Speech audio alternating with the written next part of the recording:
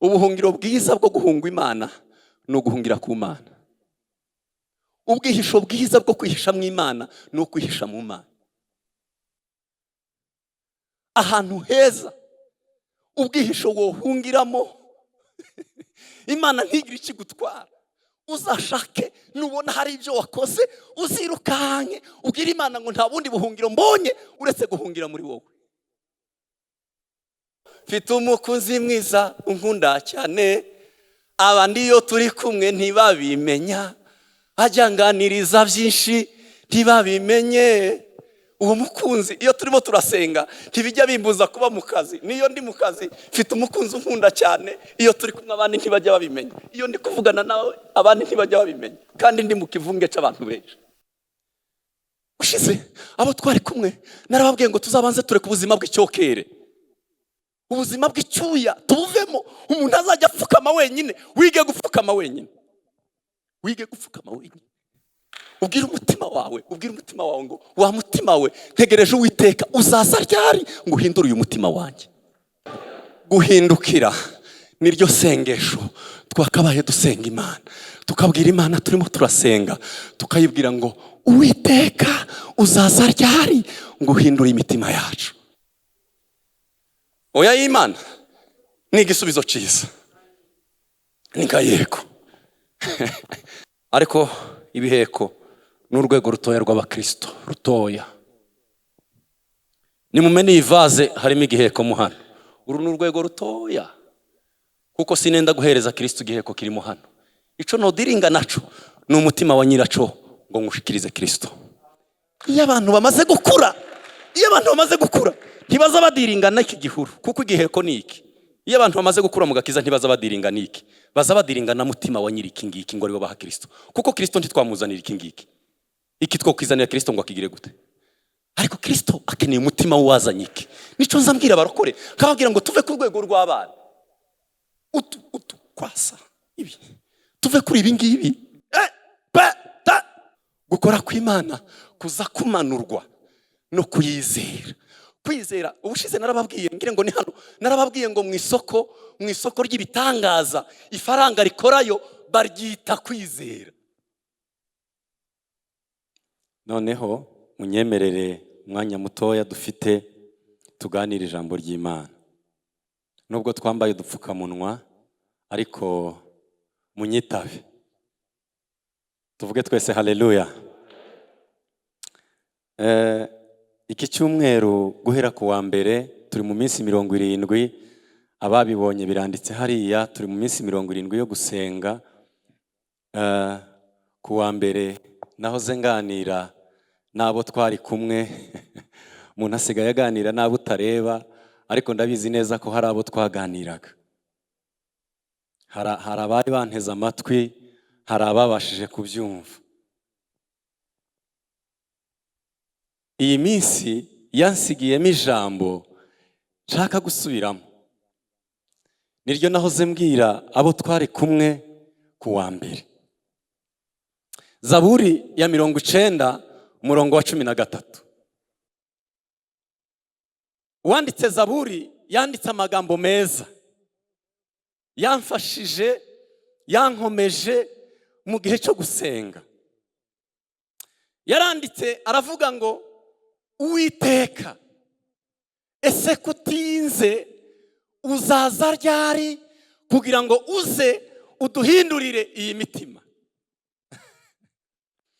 Nezezwa cyane n'iri sengesho ryagombye kuba isengesho rigaruka rya buri munsi. Umuntu ahora abwira Imana, akabwira Imana igihe cyose arimo gusenga, akabwira Imana ngo ese kutinze.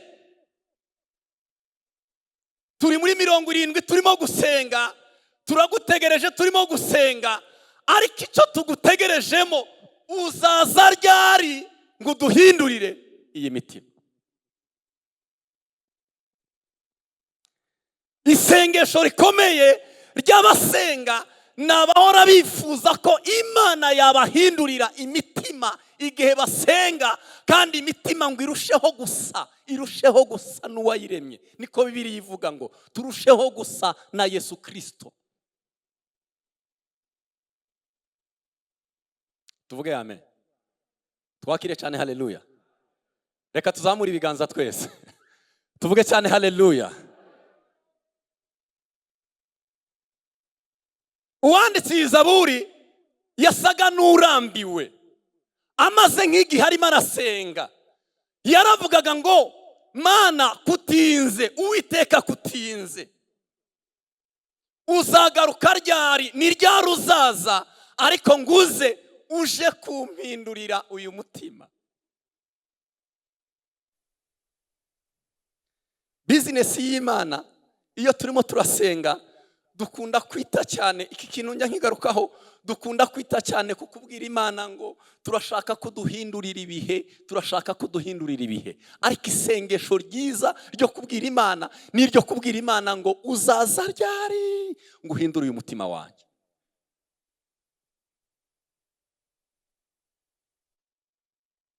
Yaba twazaga kuwa gatatu ngo tuze gupfukama twinginga Imana, tubwire Imana ngo Uwiteka kutinze, aho twateraniye mu gatatu uzaza ryari ngo uduhindurire iyi mitima. Ni ryari uzaza ngo iyi mitima ihindurwe nawe? Nicyo twakagombye kuba uyu munsi twinginga, dusengera Imana, tubwira Imana uko tuje guterana mu gatatu. Ukabwira Imana ngo ese uzaza ryari ko maze iminsi nza guterana mu gatatu, uzaza ryari ngo uyu mutima wanjye uwuhindure.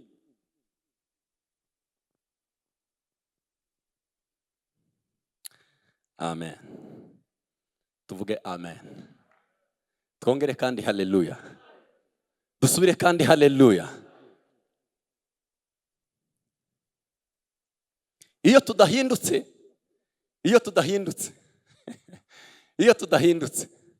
narimo nsoma ijambo ry'Imana rimbwira ibintu byiza, sinzi niba ari byiza.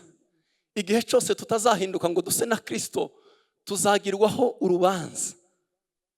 Kandi urwo rubanza tuzagirwaho, Bibiliya yambwiye iki? Natangajwe nuko Imana izajya kuducira urubanza, ariko hari abandi bantu babanje kuducira urubanza. Bibiliya yarambwiye ngo ab'ikindi gihe nibo bazacira urubanza ab'iki gihe. Igihe cyose tutazabaho mu buzima buhindutse, hari ab'ikindi gihe bazacira urubanza ab'iki gihe. Umva icyo Bibiliya yambwiye.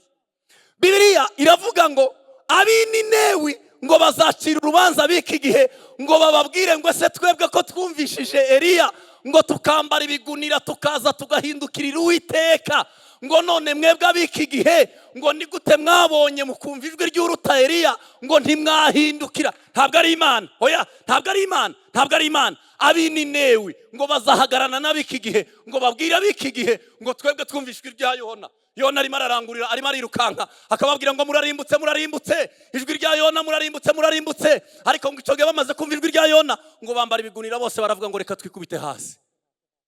Abo b'i Ninewi ngo bazohagarana n'ab'iki gihe ngo bababwire ngo se ni kubera iki mwebwe ngo mwumvishije ijwi ngo riruta irya Yona ngo ariko ntimwabasha guhindukira.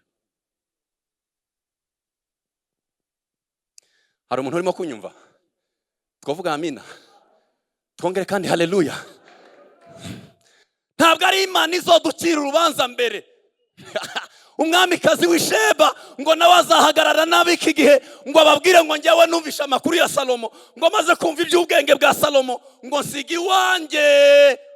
Umwamikazi w'Ikusi ngo arirukanka cyane ngo ajya kumva amakuru ya Salomo, ngo aramubwira ngo Salomo ngo niwumvishije iby'ubwenge bwawe, ngo nawe azahagarana n'ab'iki gihe ngo abwire ab'iki gihe ngo se ni gute mwumvishije ngo iby'amakuru aruta ya Salomo ngo ariko ntimwemera guhindukira.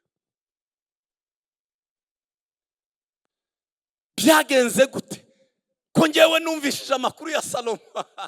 Twazamura amaboko tuvuga cyane haleluya.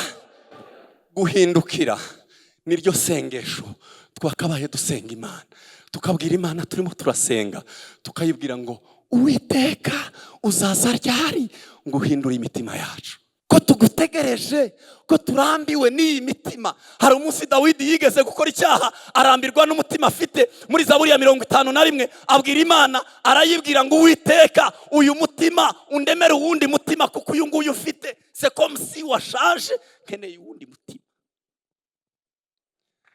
dore ikintu cyantangaje, natangajwe nuko Imana igira pièce de rechange y'imitima.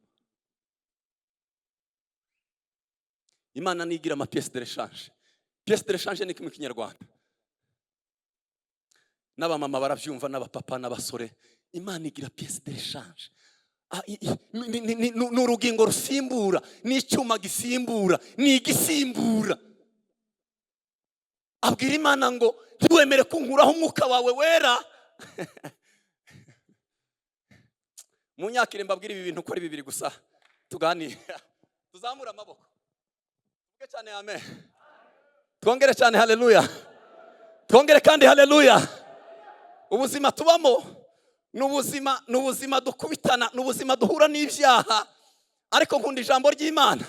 Iyo abantu bamaze gukora ibyaha, abantu bagira reaction zibiri. Abantu bagira reaction zibiri. Bamwe they run away from God. Bamwe nabamara gukora amakosa bagahunga Imana, arimo arareba ngo reka ndebe kwima, akirukanka arimo arahunga Imana iyo amaze kugira ibibi yakoze. Abandi rero babanyabwenge iyo babonye hari ico bakoze bajya bavuga ngo nta handi nahungira. Dawidi yaravuze ngo nta handi nushaka unyiyicire ariko ndahungira kuri wo.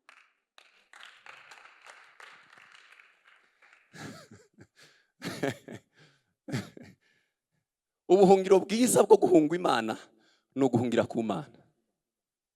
Ubwihisho bwiza bwo kwihisha mu Imana no kwihisha mu Mana. Ahantu heza ubwihisho wohungiramo Imana ntigira ikigutwara. Uzashake nubona hari ibyo wakoze uzirukanke ubwira Imana ngo nta bundi buhungiro mbonye uretse guhungira muri wowe. Narimo mbabwira ngo abikindi igihe bazashinja abiki gihe, ngo abitiro n'abi Sidoni ngo bazahagarana n'abi Kaperinaumu ngo bababwire ngo ibitangaza byakore, ibitangaza Yesu yakoreye i Kaperinaumu ngo iyo bijya gukorerwa Tiro ni Sidoni ngo twebwe tuba twarihanye tugahindukira. Ngo abi Sodoma ni Gomora ngo nabo bazavuga ngo ibitangaza byakorewe iwanyu ngo iyo bijya gukorerwa iwacu Sodoma ni Gomora ngo twebwe tuba twarahindukiye tuba twararimbutse. Natangajwe no kubona Sodoma ni Gomora nabo ngo bazahagarana n'abiki gihe ngo bakababwira ngo ibyakorewe ibyo mwabonye n'amaso. Ninde utarabona igitangaza cy'Imana? Abi Sodoma n'abi Gomora ngo iyo bajya kubona ibyo bitangaza birimo birakorwa muri iki gihe ibyo twabonye ngo baba barahindukiye bagahindukira Kristo, i Sodoma ntiyaba hararimbutse. Guhinduka mbikunda ko bishoboka, mbikunda ko ari iby'umuntu ku giti cye. Nta uzuga inama n'undi ngo abwire mugenzi we ngo amubwire ngo wamfashije tugahinduka. Tuzamura amaboko. Tuvuge cyane amen. Nta wobwira mugenzi we ngo tujye inama yo guhinduka. Guhinduka ni iby'umuntu. Ntabwo nahamagara Bene, ntabwo nahamagara Maître Justin ngo mubwire ngo tujye inama duhinduke wa. Tujye inama duhinduke. Ni iby'umuntu ku giti cye. Twaje guterana twese ariko guhinduka ni iby'umuntu. Twajya inama yo kujya mu materaniro, twajya inama yo kutujyana mu modoka tukajya guterana, ariko ntitwajya inama yo guhinduka. Ni ibyawe. Kandi niba hari igihe gikwiriye cyo guhinduka ni iki gihe. Isi ni injuste, irimo iraturemera ubuzima bwa isolation, irimo iraturemera ubuzima bwo kubaho wenyine. Isi ni injuste.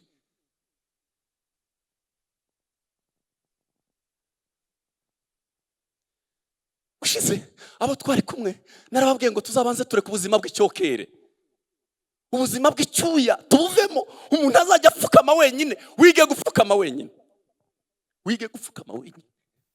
Ubwira umutima wawe ngo wa mutima we ntegereje Uwiteka uzaza ryari ngo uhindure uyu mutima wanjye. Niba byarashobokaga ko duterana tugaterana akabaraga tukabyina na twese, isi ntirimo kubyemera. Birakenewe kuhinduka, birakenewe kuba n'Imana wenyine. Twavuga amen. Twavuga cyane haleluya. Twongere kandi haleluya. Mureke mbabwire nibyo ngira ngo tuvugane. Mbabwire ibintu birindwi umukristo agomba kugira habit, agomba kugira ubuzima, agomba kugira akamenyero.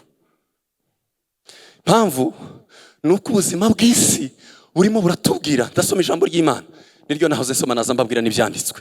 ariko ndagira ngo dusome niko baporo twabaye dukenera ngo turambure za Bibiliya. Ndababwira ibintu 7 umuntu yagira ubuzima niba bikunda nibisi ikujyana aho wisanga wenyine, bigukeneye ko wisanga uri mu buzima wagize ibintu pari 7 akamenyero byarabaye part of your life, byarabaye ubuzima bwawe 7 umuntu agomba kugira ubuzima iyo ari umukristo. Nimunyumve cyane 7 kimwe 2 iyo umuntu yagize ibi bintu ko ari 7 ukabigira ubuzima, nubwo wakwisanga mu isi ya wenyine ukijijwe warabigize ubuzima bitari rusange ukabigira ubuzima buri personnel, uzubaho nkuba mu giterane.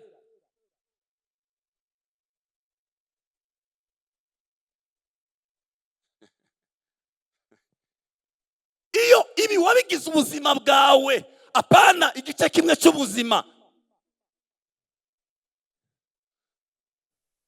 Iyo wabihinduye kuba ubuzima, umumama yabihinduye kuba ubuzima.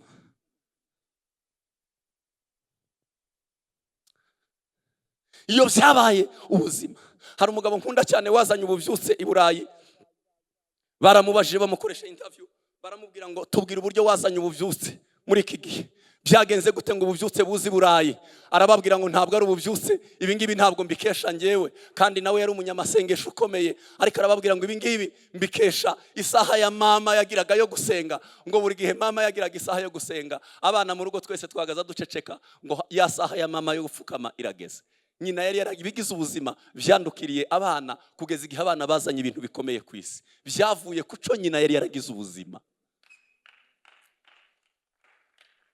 Abana bakeneye kukubona upfukamye uri murasenga, bakavuga ngo hari icyo nabonanye mama, hari icyo nabonanye data, yari yaragize ubuzima, nivyo yanyandukirije. Nabonye yari yarabigize ubuzima, nibwo bwari ubuzima, niyo yari imibereho ye. Kandi iyo cyagiye kigeze n'abana bakabimenya, bakavuga mama bishop barabizi, bateta bakavuga ngo ya saha ya mama iragize, ibintu byose bigaceceka. Byabaye ubuzima. Munyemere tuzamura amaboko tuvuge cyane haleluya. Iyo byabaye ubuzima, mureke mbabwire ikintu gikomeye. Ntabwo amagambo tuvuga abasha kwanduza abandi, ariko abantu bazabandura ubuzima tubayeho. Abantu bandura ubuzima tubayeho. Kadusoma ijambo ry'Imana mu gitabo cya Mariko igice cya 1 umurongo wa 35.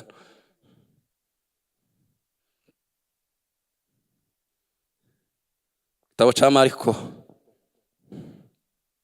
igice cya 1 umurongo wa 35. Abarimo kwandika Luka ibice 4 umurongo wa 42.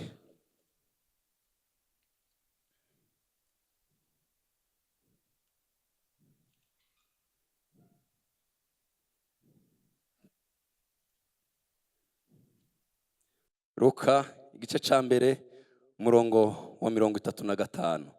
Marayika aramusubiza ati umwuka wera azakuzaho n'imbaraga zisumba byose zizakugwizirizaho, nicyo gituma wera avuga azavuka azitwa umwana w'Imana. Kandi dore mwene wanyu Elizabeti nawe afite inda y'umuhungu yo mu zabukuru, witwaga ingumba, none uku n'ukwezi kwe kwa 6. Cyanditswe nari mbabwiye muri Luka, aha twusomye ni muri Luka igice cya 1 umurongo wa 35, Mariko igice cya 1 nanone umurongo wa 35, hanyuma turasoma no muri Matayo ibice 6 umurongo wa 9. Nagira ngo bandike kuko dushobora kubona umwanya muto wo gusoma. Ibice 6 reka ariho nsoma ibice 6 mu gitabo cya Matayo umurongo wa 9. Nuko musenge burya muti: Data wa twese uri mu ijuru, izina ryawe ryubahwe, ubwami bwawe buze, ibyo ushaka bibeho mu isi nkuko bibeho mu ijuru. Amen. Imigani ibice 3 umurongo wa 5 kugera ku murongo wa 7 ni ibyanditswe turagenda tuganira abandika ibyo byanditswe ko nta mwanya wo gusoma. Reka mbabwire ibintu 7 umukristo agomba kugira ubuzima kugira ngo akunde abeho ubuzima bwa isolation, ubuzima bwa wenyine.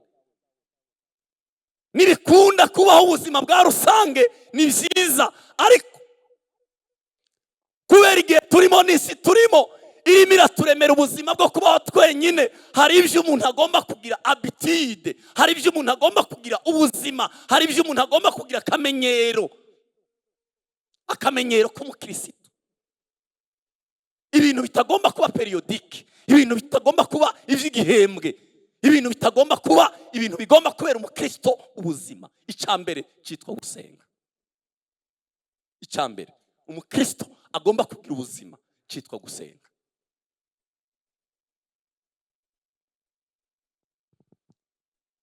Iyo umuntu yamenyereye gusenga, ugasenga ari ukuri kumwe n'abandi, umunsi wabuze abandi, gusenga bijya bikunanira. Iyo gusenga bitabaye ibyo nagize ubuzima ngo nsenge ndi njyenyine, iyo utari kumwe nabo mwasenganaga, gusenga birakunanira. Ico umukristo yagombye kugira ubuzima abamo wenyine, ari kumwe n'abandi, arya, anywa, agenda, ari mu kazi. Kintu ugomba kugira ubuzima, kintu kigomba kuba akamenyero kuri wowe, uzitoze gusenga. Umugabo baramubashije ngo usenga igihe kingana iki kuri umunyamasengesho ukomeye? Arababwira ngo ntaramara iminota 15 asenga, ngo ariko kandi ntaramara 15 adasenze. How much you pray? Bingana gutusenga kugira ngo uzane impinduka zingana gucya kwisi. Arababwira ngo sindafukama iminota 15, ni myinshi cyane. Sindafukama iminota 15, ariko kandi sindamara iminota 15 ndasenze. Asenga bingana gute? Asenga kangahe? Asenga umwanya ungana iki? Gusenga byabaye ubuzima. Niba usenga ruko wagize ikibazo, ufite ikibazo. Niba gusenga kwawe kubaho ari uko wagize ikibazo, ikibazo si cyo ufite, ikibazo ni wowe. Gusenga ndivyo umukristo agomba kugira ubuzima bayeho. Sivyo umukristo agomba igihe cyose mujya muhora musenga, kandi musenga ubudasiba. Bana gusenga 30, turi muri 70, ngo 70 nishira tuzovuga ngo turashoje igihe cyo gusenga. Mbere ya 70 twahoze dukora iki, na nyuma ya 70 tugiye gukora iki? Ndankunda kuvuga ngo nta gihe kibaho, nta mwanya ubaho, nta n'ahantu habaho ho gusengera. Nta gihe kibaho cyo gusenga, nta mwanya ubaho ho gusenga, nta n'ahantu habaho ho gusenga. Habaho ubuzima bwo gusenga. Gusenga umuntu yagize akamenyero ubuzima. Umukristo ugomba gufata gusenga ukabigira ubuzima, ukabigira ubuzima. Gusenga ni internal network, ni ubusabane bw'imbere mu mutima. Hari indirimbo twageza turirimba tukavuga ngo mfite umukunzi mwiza unkunda cyane, abandi yo turi kumwe ntibabimenya, ajyanganiriza byinshi ntibabimenye. Uwo mukunzi iyo turimo turasenga ntibijya bimbuza kuba mu kazi. Niyo ndi mu kazi mfite umukunzi unkunda cyane, iyo turi kumwe abandi ntibajya babimenya. Iyo ndi kuvugana nawe abandi ntibajya babimenya, kandi ndi mu kivunge cy'abantu benshi. Gusenga byahindutse ubuzima. Gusenga ntabwo ari iby'igihembwe, ntabwo ari iby'iminota, ni iby'umuntu yagize ubuzima. Gusenga byabaye ubuzima. Barokore torero ry'Imana. Isi irimo iraturemera, ariko mureke tugire gusenga ubuzima.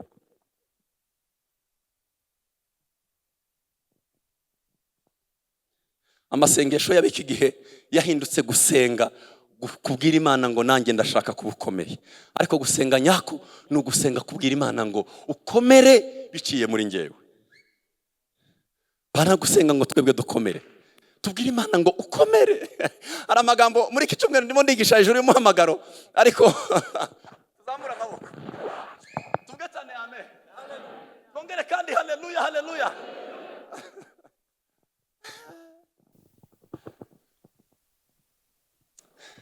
Kambabwira icya kabiri, ndimo kwihuta. Icya kabiri kigomba kuba ubuzima. Mukristo agomba kugira ubuzima.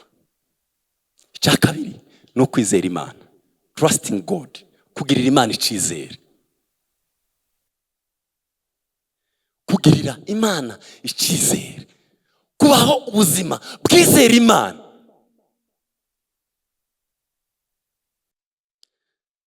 Kubaho ubuzima bwizera Imana, Imana ikabona uyifitiye icyizere kitabaho.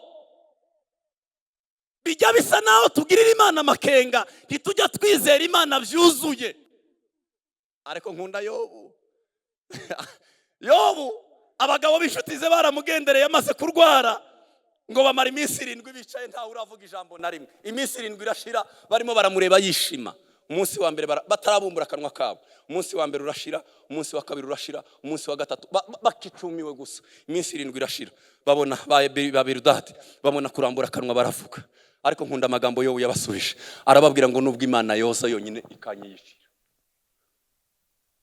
Umva kwizera Imana ku rwego wotekereza ko apana abantu bo kwica, ku rwego wotekereza ko nubwo ese twavuga amina, ku rwego wotekereza ko nubwo Imana ubwayo yoza n'icuma ikakwiyicira, ukayibwira ngo même si habe nubwo wowe ubwawe woza ukanyica, zakomeza kwiringira.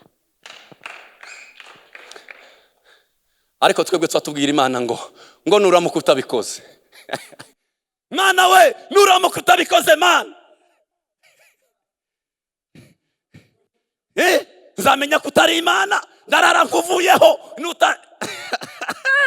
Abandi ngo nzamenya ko utari Imana, abandi bazababwira Imana ngo nubwo woza ukanshiga ukansogota ngapfa, wewe ubwawe Imana ukaza ukanyica, zakomeza kwiringira. Kwizera Imana kuri extended, ku rwego utekereza ko nubwo Imana yo kwica, wowe Imana ikakwica, ariko ugakomeza ukabwonda. N'urwego ni level y'ivyo umuntu agomba kugira ubuzima. Ibyo nibyo umuntu agomba kugira ubuzima. Ukabwira Imana ata mwenyewe wowe Imana nubwo woza ukanyica, wowe apana ngo Imana yagushubije cyangwa yaretse. Gusubiza ku Imana cyangwa kureka, oya y'Imana ni igisubizo cyiza. Oya y'Imana ni igisubizo cyiza. Nika yego. Umugore yagiye kwivuga butumwa mu mama kaba mama bo muri Foursquare, yari afite ivuga butumwa ahantu mu caro.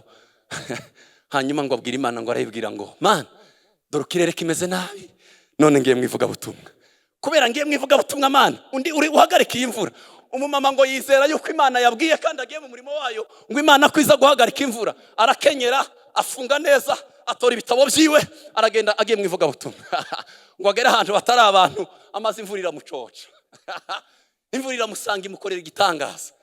Mu mutima abwira Imana, arayibwira ngo mu bagabo mbonye bazabahemuka ni wowe wa mbere uzuhemuka. Uri umuhemu, ni gute noba ngiye mu murimo wawe nkagusenga ngo imvura ntigwe, imvura ikagwa. Uri umuhemu, wabona mvuye mu mazu ukaba ari bw'imvuriza. Uri umuhemu, urampemukiye. Ageze muri quartier abwira abandi ati dore ko nabaye, nimumpereze imyenda kugira ngo mbwirize. Arabwiriza ataha Imana ari umuhemu. Ngo abagitunguka muri quartier, abo muri quartier baramubwira ngo twagize Imana imvura iragwa. Iyo tutaje kugira Imana ngo imvura igwe, yamaze kurenga hirya y'amazu, inzu yarasize aryamishiyemo abana, ifatwa n'inkongi y'umuriro, hamanuka imvura itabaho, abarizimya wa muriro.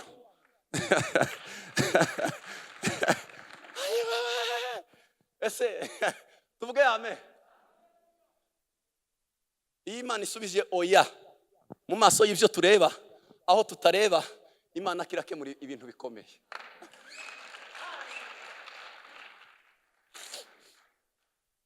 Ariko twebwe tubonye oya, ariko Mana uri umuhemu, ariko Mana warampemukiye.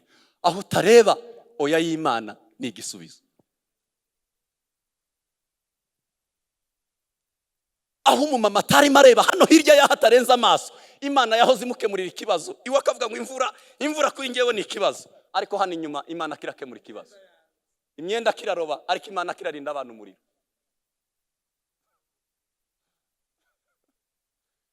Zako meza nkwizere, kuko utayobya zako meza nkwizere kuko utayobya. Ntabwo dukeneye kuba bizera Imana kubera utwo Imana yakoze utu. Torero dukeneye kuzamuka ku rwego aho nubwo abawe boshira, aho nubwo umubiri wawe wobura, ariko ukabwira Imana, kwizera Imana muri bene urwo rwego bikatubera ubuzima tubayeho.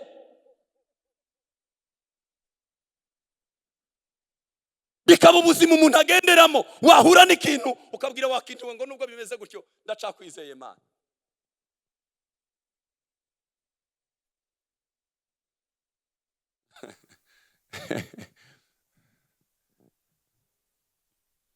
Kwizera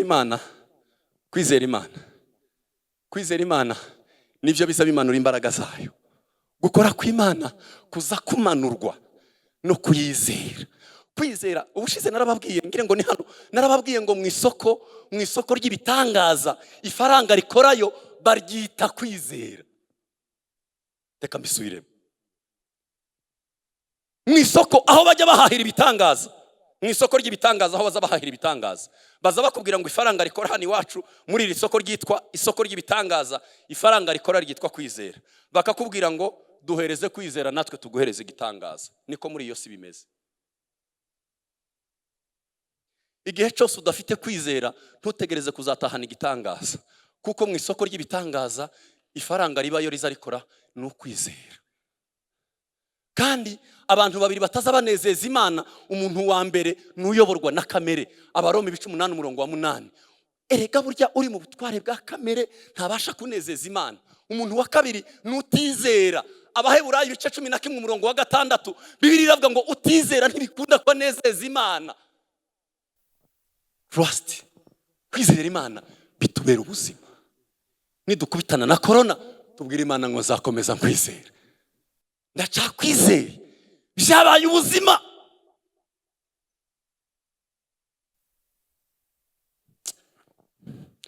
Cya gatatu turacyari kumwe. Munyitabire rimwe gusa amen. Twongere ijwi rimwe kandi tuvuge cyane haleluya. Cya gatatu umuntu agomba guhindura ubuzima. Reka mbyitike meditation, kugira umwanya wawe n'ijambo ry'Imana. Byananiye urubyiruko, byananiye abamama, byananiye abapapa, kugira umwanya wawe n'ijambo ry'Imana bizakubera ubuzima. Ibyanditswe mu gitabo cy'aya mategeko, mu gitabo cya Yoshua niko Imana yamubwiye uzabigira ubuzima. Amagambo yanditse muri iki gitabo,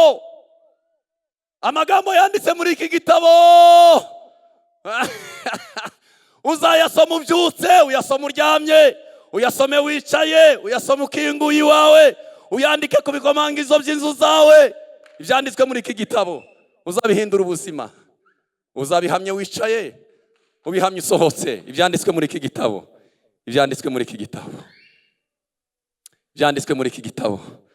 nibiba ngombwa.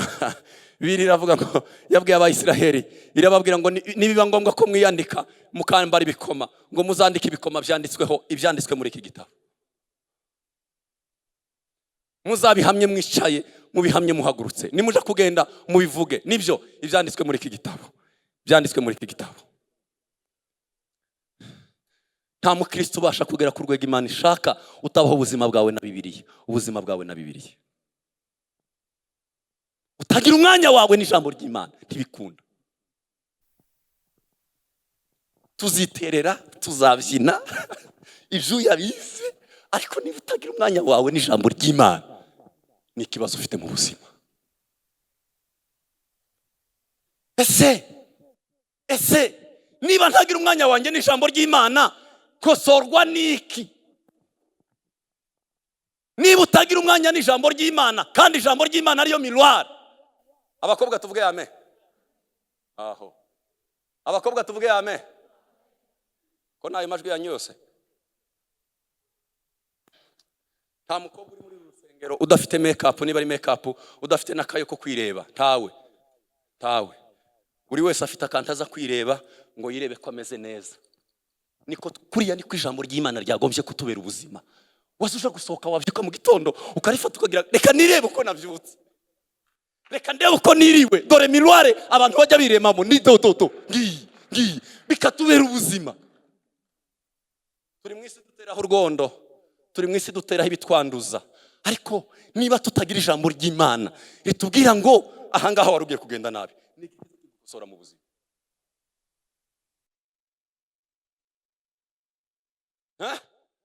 Niki niba tutagira ijambo ry'Imana, ijambo ry'Imana rirarema. Ijambo ry'Imana. Nuko ibyo mushaka ko abantu babagirira byose aba ariko namwe mubigirira abandi. Utazi ico canditswe uzahora utekereza ko abantu bokugirira. Ariko nsanze rivuga ngo ico ntekereza ko abandi bangirira nanje nkigirira abandi. Ibi bigomba kumera ubuzima. Nabyuka mu gitondo abana bakabona ndimo ndasoma kabigira ubuzima bwanjye. Gusoma Bibiliya ni umwanya wawe wo kwireba mu ijambo ry'Imana.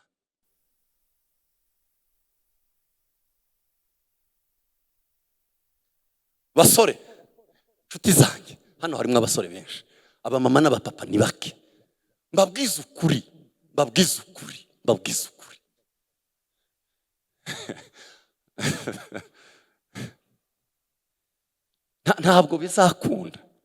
ntabwo bizakunda ko hari urwego tuzageraho nibi bikingiki kitaratubera ubuzima. Uzaririmbe wongere uririmbe ariko niba gusoma ijambo ry'Imana, niba kwisuzuma, niba kwigera ku ijambo ry'Imana bitarakubera ubuzima, uracara umwana mu gakiza.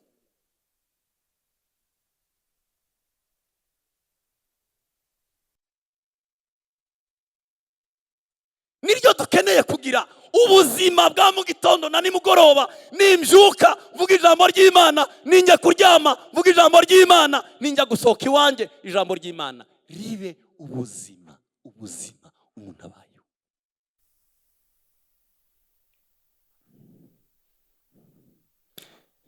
Cyakane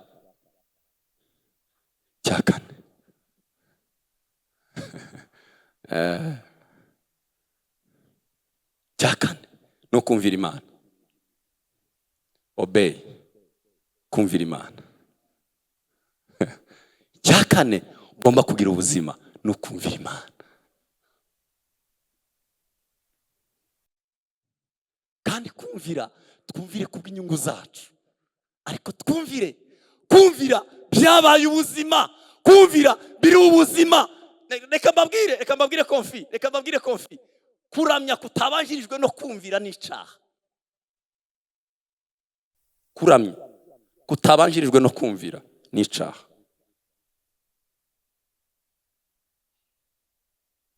Kuramya ndabikura mu ijambo ry'Imana.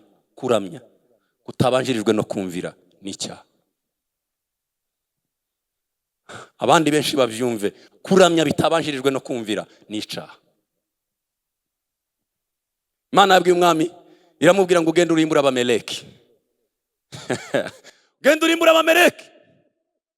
Urimbura abana, urimbura abakuru, urimbure n'umwami, urimbura intama, urimbura ihene, urimbure ntusige n'ikintu na kimwe. Urimbure. Abisiraheli umwami yagombaga kumvira icyo Imana imubwiye akarimbura adasize n'ikintu na kimwe. Yigira inama aravuga ngo nabonye inka nziza, nabonye intama nziza, nabonye abakobwa beza, nabonye ibintu byiza, reka mbifate njye kubitambira Imana, njye kuramya. Arabifata byose uko byakabaye, aravuga ngo reka njye kuramya Imana, ngibi bitambo nzaniye Imana. Imana iramubwira ngo ico nishimira iki wakoze gihindutse icaha, ico wari kubanza gukora nuko nyumvira. Ntabwo Imana ikeneye ko turamya cyane, ikeneye ko tubanza kumvirayo ngo tubone kuyiramya. Igihe cyose tutaratekereza ngo dukeneye kumvira iki, ndabikunda cyane, nzambigarukaho kenshi. Tujya twumvira ngo tube icyo Imana ishaka, tukumvira ngo dukore icyo Imana ishaka. Kumvira ni bibiri. Nukumvira ngo tube ab'Imana ishaka, kandi ngo twumvire ngo dukore ibyo Imana ishaka. Ibyo bikaba ubuzima nshaka kubaho. Obey, kumvira Imana byahindutse ubuzima. Ikindi cyose natekereza gukora, amen, cyane haleluya, twongere kandi haleluya, cyo watekereza gukora cyose kitabanjirijwe no kumva ngo Imana nikivuga ngo nyumve, kandi nimara kumva numvire. Muri gihe barabwiriza, abantu bakabwiriza, bwaca hano bakabwiriza, kuwa gatatu bakaza bakabwiriza, indirimbo zikaza, abavuga bakavuga, ariko nturatekereza n'ijambo n'umunsi numwe ngo utekereze ngo ese niki binsaba ngo mbe uw'Imana ishaka, niki binsaba ngo nkore icyo Imana ishaka. Kumvira. Babwire icya gatanu, ndababwira icya gatanu. Kumvira byabaye ubuzima. Icya gatanu ni ukubaho ubuzima bwo kubabarira. Kubabarira, kubabarira, kubabarira nicyo umuntu yagombye kugira ubuzima agomba kubaho bwa minsi yose, iminsi yose. Kubabarira bikakubera ubuzima bwa minsi yose. Ariko ndabikunda ye. Kubabarira byabaye ubuzima. Kubabarira byabaye ubuzima. Kubabarira byabaye ubuzima. David, kubabarira byabaye ubuzima. Hari indirimbo twageza turirimba kera tukavuga ngo umaze iminsi waratandukanye n'uwo mwakundanaga, ngo ntimukivugana ntimukigendererana, ngo ico yagukoreye wacanditse muri karine kugira ngo utazacibagirwa. Iyo ndirimbo ntibaho papa be. Umaze iminsi waratandukanye n'uwo mwakundanaga, ngo ntabwo mukivugana, ngo nta nubwo mukigendererana, ikosa yagukoreye ngo waryanditse muri karine kugira ngo utazibagirwa. Waravuze ngo iri kosa nkoreye reka ngende. Abanyabwenge bazabavuga ngo umuntu nakugirira nabi ngo uzabyandike ku mucanga, ngo ariko umuntu nakugirira neza ngo uzasikibuye wandike kwibuye. Ko abanyabwenge bo bazabavuga umuntu nakugirira neza uzagende ufata icuma uhatibuye uvyandike kwibuye, ariko umuntu nakugirira nabi uzabyandike ku mucanga. Umuyaga nuhuha uzabizimya, imvura nigwa izabijana, ibyanditswe ntago kizakomeza kugaragara. Umuntu nakugirira nabi uzandike ku mucanga, ariko umuntu nakugirira neza uzagenda uvyandike kwibuye. Ariko twebwe iyo abantu batugiriye nabi nibwo tugenda tugahata amabuye kugira ngo tutazibagirwa. Kangende mbyandika ahantu ntazibagirwa. Shavensa tuzabonana ico wankoreye kagenda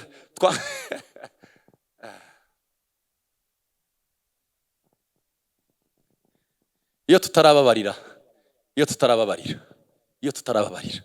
tubaye ubuzima butababarira, nuko tuba tumeze. Niba hari umuntu wakubabaje utarababarira, nuko bimeze. Iyo tumeze gutya, uyu mugabo ntashobora kugenda.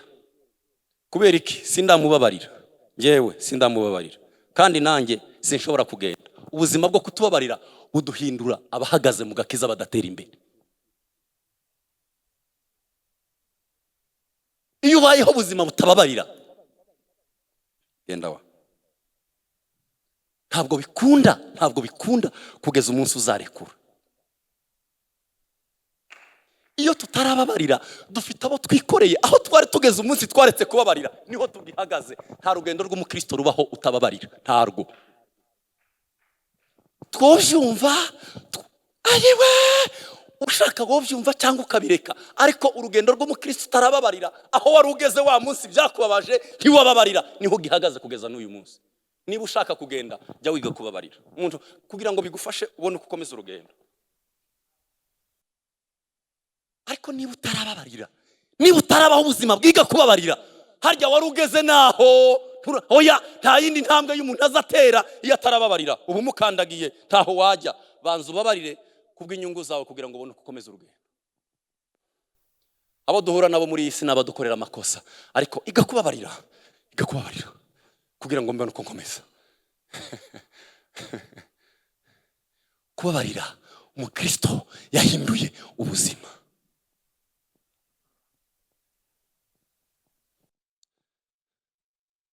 Iyo utariga kubabarira kubera iyo mpamvu Yesu yaravuze ngo mubababarire kuko namwe nibwo muzababarirwa.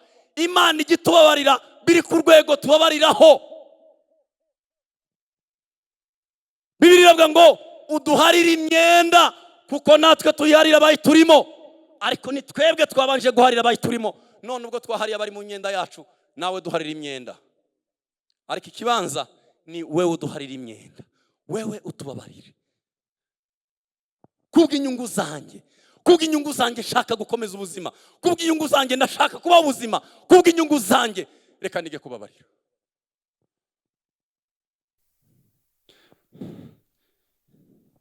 Cya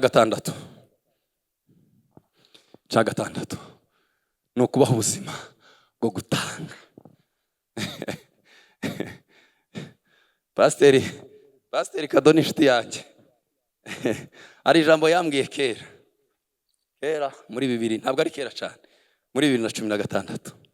2016 nari kumwe n'umusore w'inshuti yanjye wapfuye witwaga Jacques. Twari tuvuye kuri Sport View hano hirya, hari umwana yari avuye kubatiza, ambwirira ijambo avuye kuvuga ryagiye mu mutwe wanjye. Arambwira ngo Jacques yari inshuti yanjye, Jacques wapfuye yari inshuti yanjye yo ku mutima, ariko Imana yaramukunze iramujyana. Jacques yari inshuti yanjye. Pasiteri abona ukuntu twari dukundanye na Jacques, arambwira ngo ngo kumukundanye na Jacques yaramubwiye ngo ni umudiscipline, niko Jacques yaramubwiye ngo twigana ijambo ry'Imana. Arambwira ngo niba mutarasangira Jacques, ngo mutarasangira ikofi, ngo muza musangira za ruga, ngo ko murarabeshanya muri indyarya. Niko ico gihe ngewe nicyo yabimbwiye, biri yavuye kuvuga none. Twabihinduye ubuzima na Jacques, yageza nsanga akambwira ngo gusopa murabizi, ndagusaka.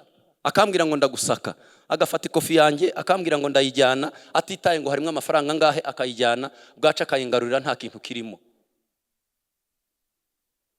Cyangwa ngewe twahura kamubwira ngo izo ufite zose ndazijana, ndatwara kofi yawe nawe twari yanjye, hanyuma tuzongera duhure, kizavuka ntitukizi. Twarakundanaga, twari dusangiye gusenga, tugasangira n'ibyo tufite gutanga. Timureba none mu rusengero, uyu munsi mu rusengero baravuga gutanga. Tuzamura amaboko tuvuga cyane haleluya. Iyo tugeze kuri iki kirakomeye.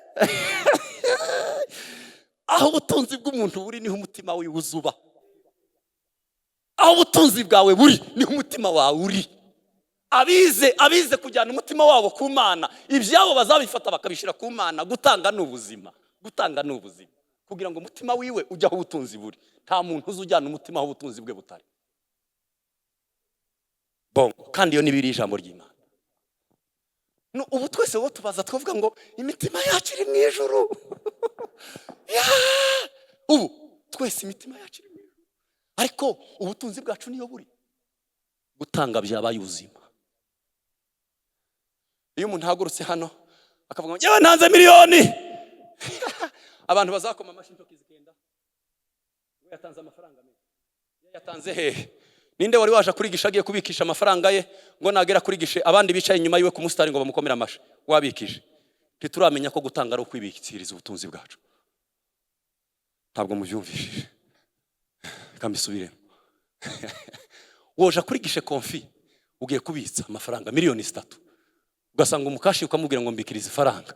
Natwe turicaye tugiye kubitsa, hanyuma tukagukomera amashi.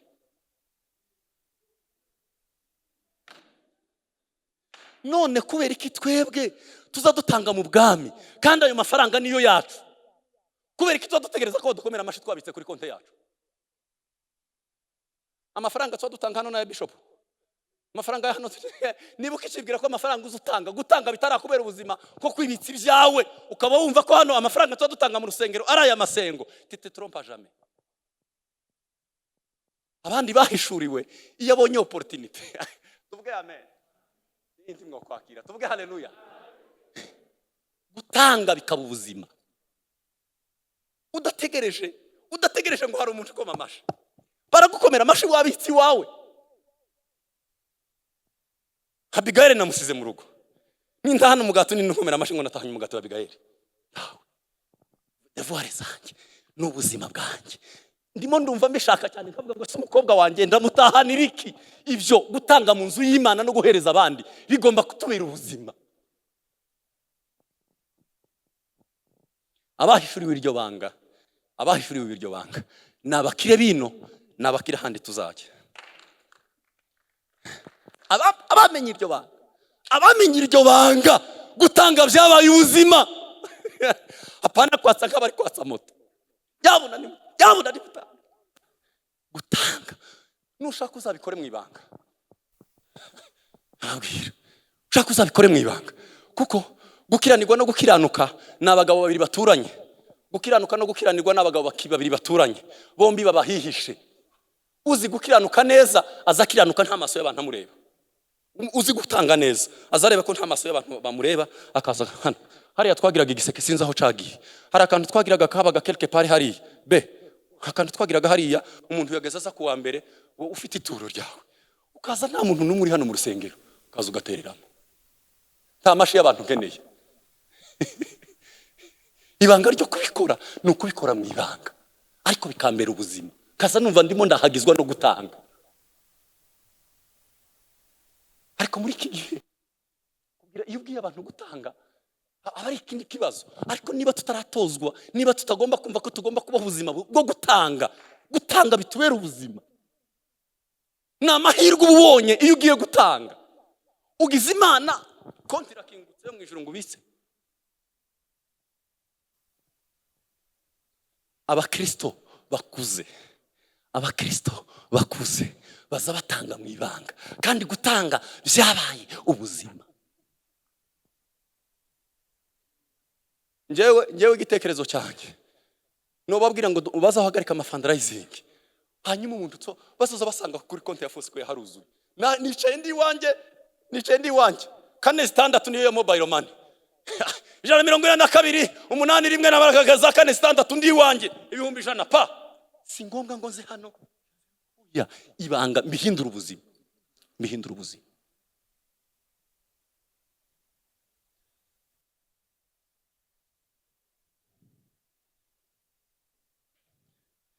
Turacari kumwe ba?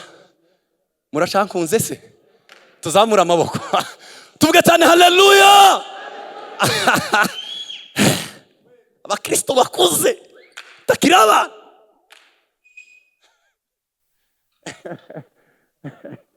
Ejo bundi hari abo twashwanye ndimo kubwiriza. Narimo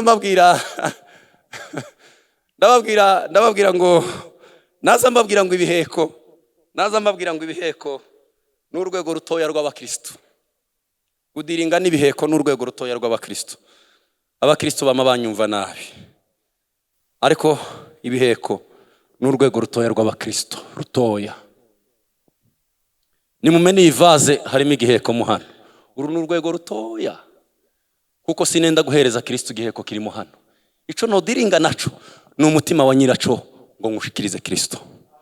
Iyo abantu bamaze gukura ntibaza badiringa n'iki gihuru kuko igiheko niki. Iyo abantu bamaze gukura mu gakiza ntibaza badiringa niki. Baza badiringa na mutima wa nyiriki ngiki ngo ari baha Kristo. Kuko Kristo ntitwamuzanira iki ngiki. Iki twokwizanira Kristo ngo akigire gute? Ariko Kristo akeneye umutima wazanye iki. Nico nzambwira barokore kababwira ngo tuve ku rwego rw'abana. Kwasa ibi. Tuve kuri ibi ngibi. Ibi. Twige gucaha imitima. Tuzo tuvugana n'imitima y'abanyirabyo. Nibikunda umunsi wakoze ibikomeye. Tubwire Imana ngo dore umutima twakuzaniye. Twakuzaniye umutima wawe undi wagiraga ibiheko. Dore umutima wiwe twawuzanye ngo Yohana.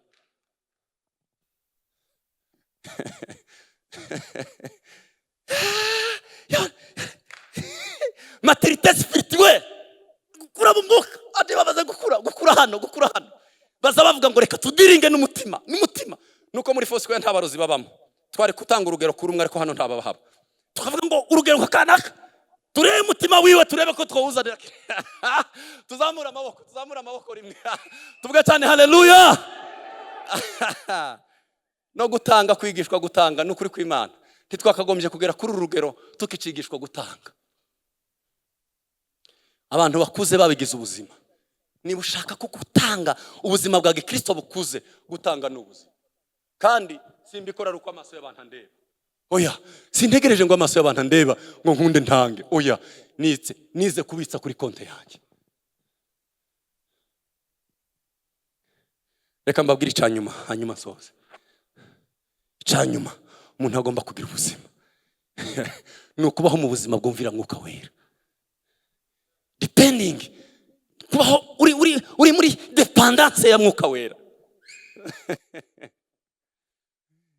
Kubaho ubuzima buhora bwumvira Mwuka Wera, kudependinga abandi bazi ubuzima bwo aja kwambara yabaje Mwuka Wera. Ese Mwuka Wera iki ngiki ncambaye nta kibazo.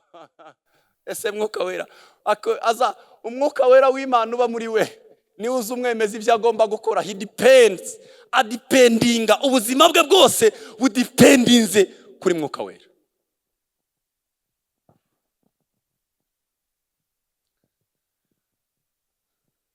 Usifiwe Yesu Kristo, Mwokozi mzuri kabisa.